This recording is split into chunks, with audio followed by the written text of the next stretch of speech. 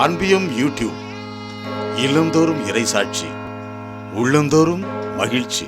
சிங்கங்களின் வாய்களை கட்டி போட்டார்.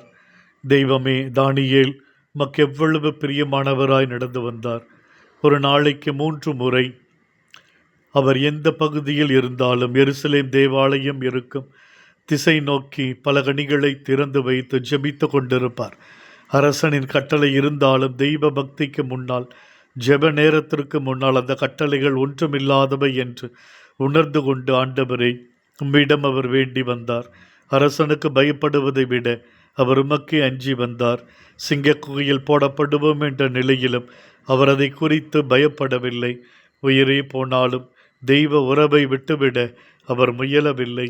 உம்மையே நம்பி மக்கடிப்பணிந்து நடப்பவர்களை நீர் ஒருபொழுதும் கைவிடுவதில்லை. சிங்கங்களின் வாயை நீ கட்டி போட்டீரே.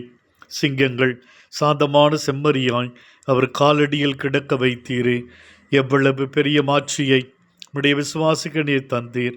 ஆண்டவரே, எங்கள் வாழ்க்கையிலும் பல்வேறு சிங்கங்களைப் போல பல்வேறு பிரச்சனைகள், நோய்கள், நெருக்கடிகள் சூழ்ந்து வருகின்றன. பல எங்கள் விசுவாசத்தை குலைக்கும் காரணிகளாக உள்ளன.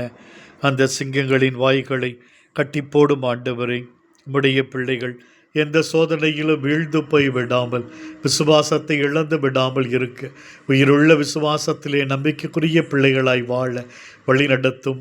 ஆமேன். இந்த அன்பியம் யூடியூப் சேனலை நீங்கள் ஷேர் பண்ணுங்க, சப்ஸ்கிரைப் பண்ணுங்க, லைக் பண்ணுங்க.